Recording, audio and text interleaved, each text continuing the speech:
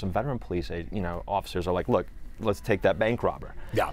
Okay, he didn't use a weapon, but it was in the complaint. These tellers are fearful for their lives. So even though a hand wasn't laid upon them, or they didn't see a weapon, they were fearful. And a lot of law enforcement saying, hey, are we forgetting about the victims? What does it take to get a more in-depth look into the week's top local news story? The Debrief brings you inside for a one-on-one conversation with our reporters. Every week, right here, right now. The Debrief. Brought to you by Hackensack Meridian Health. Visit our partner site, nbcnewyork.com/healthyou, to help you on your health journey. Hackensack Meridian Health. Life years ahead. So most know by now that on January 1st, a new landmark bill took effect in New York, curtailing the use of cash bail. Now, this is something we'd actually covered in advance with Jonathan Dienst. Since it's taken effect, there have been a number of incidents, and critics of the law have seized upon those to say, here's why the law doesn't work. Marc Santia, who is our special ops, Top Gun, street warrior reporter here, and I mean that in every sense of the word, covered a story this week. So we're using that story, Mark, to kind of just update where we stand. In full disclosure, both you and I admit we're not well versed on the ins and outs, the intricacies of policy. Not even close.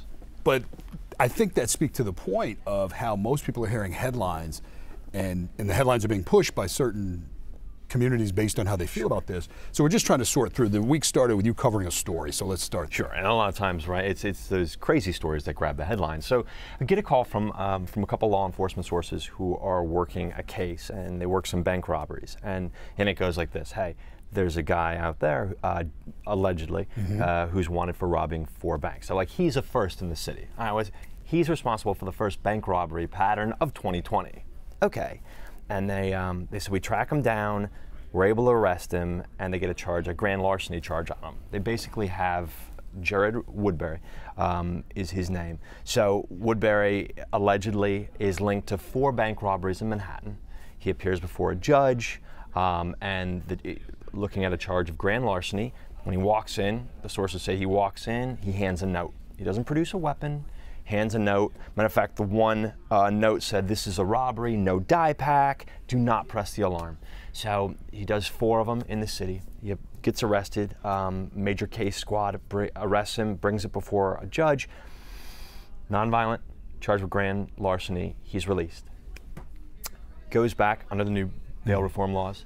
It's not a violent crime. Right. So he's released. He goes to 1PP to pick up his belongings. Says to the detective there, allegedly, can't believe you guys let me go.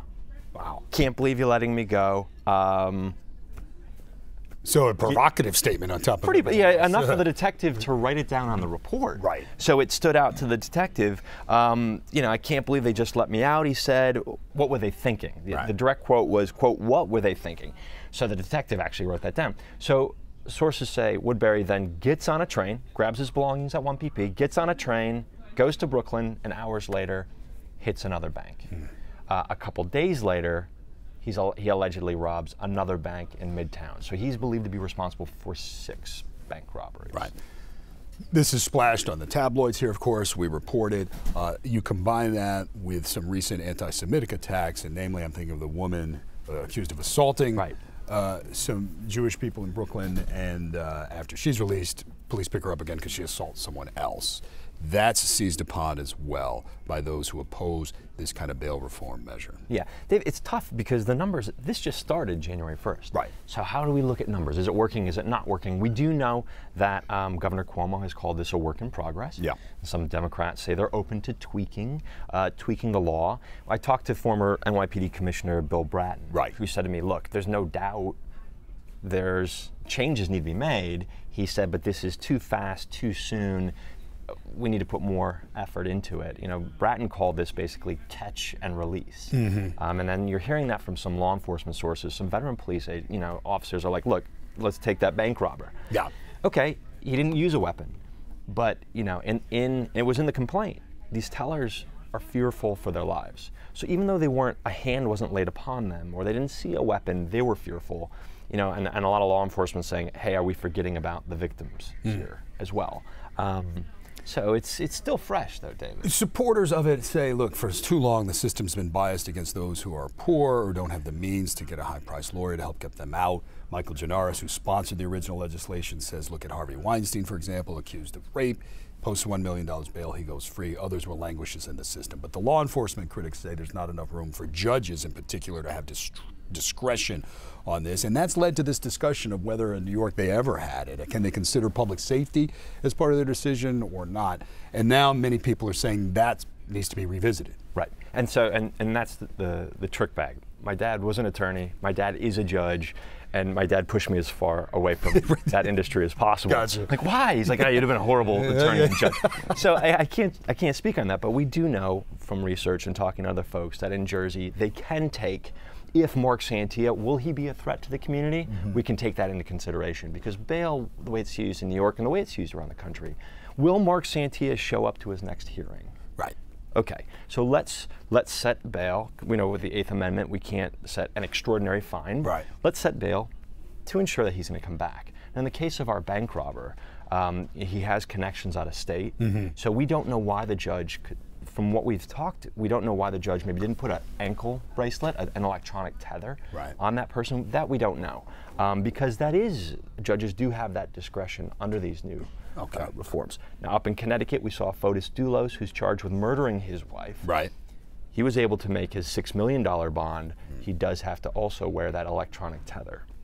So, you know, you're right. There is some room, but in New York, we can't take into account, or judges can't take into account, if Marc Santia is a threat. Will he commit another crime? We don't know. We can't take that. And you referenced Jersey, and so there was some wonder. They overhauled their bail system in 2017, I was looking, allowing more people to remain free while awaiting trial. And they did not see a spike in crime. Texas is another state which is more conservatively than ever they've done it, also not seeing a spike in crime. So many are arguing, look, as you said, it's only a few days old, a few weeks old, the law, but I think when you have these high-profile incidents, it makes everyone nervous. It does, but David, in all fairness, I mean, you look at the totality of it. So we have this bank robber who is like, I can't believe that, allegedly, I can't believe they're letting me out, and then he goes and commits another crime, but that's one person. Right. How many folks have been let out? How many repeats have we seen? Right. So it is difficult in 15, 16 days to know if this is working and to what degree.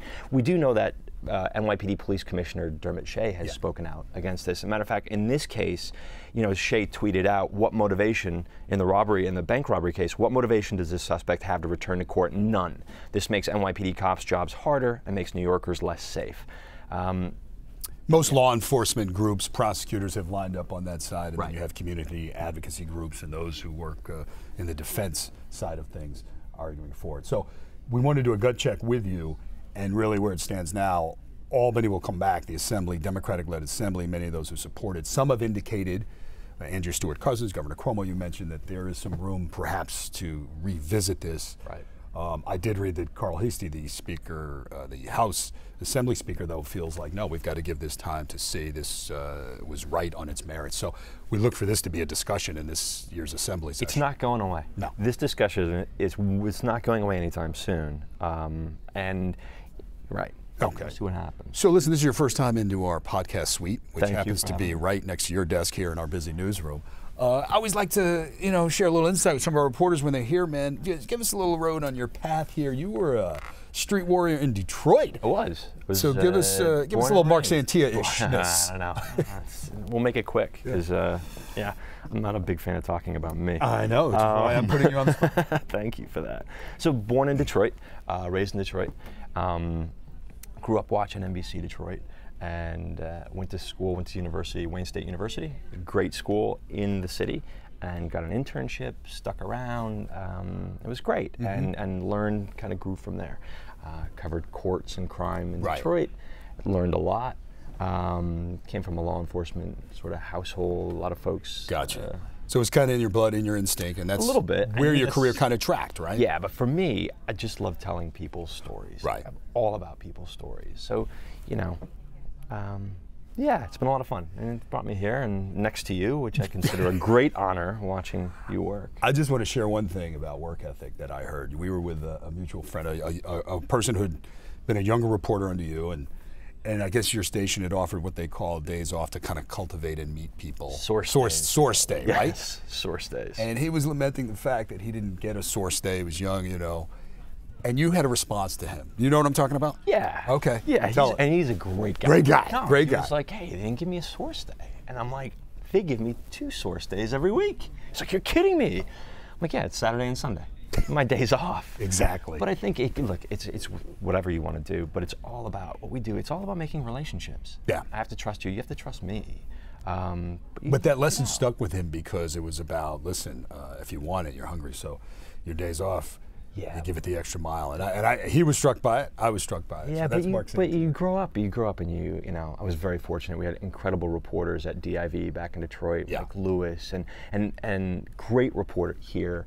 You know, yourself. Like I look up to guys like you. I do, and Bruce Beck. I mean, you have Sarah Wallace. Just people, journalists who work and they establish relationships and they work to get to truth, and that's a great standard that you've set. We are deeply sourced here with our reporters, and you are among. John Dienst is amazing. You are among them as well. Yes, he is. Dienst is fantastic, but it's. All right, bro. Well, thanks for stopping by. Thank you. And you know, we may have to have you come back as this bail reform unfolds. Absolutely. All right. Thanks, brother. David. Thank you. I'm your host, David Ushery. We want to thank our producers, Jesse Edwards and Ben Berkowitz from the digital team. We will check you next time on YouTube and the Debrief podcast, wherever you find your podcast.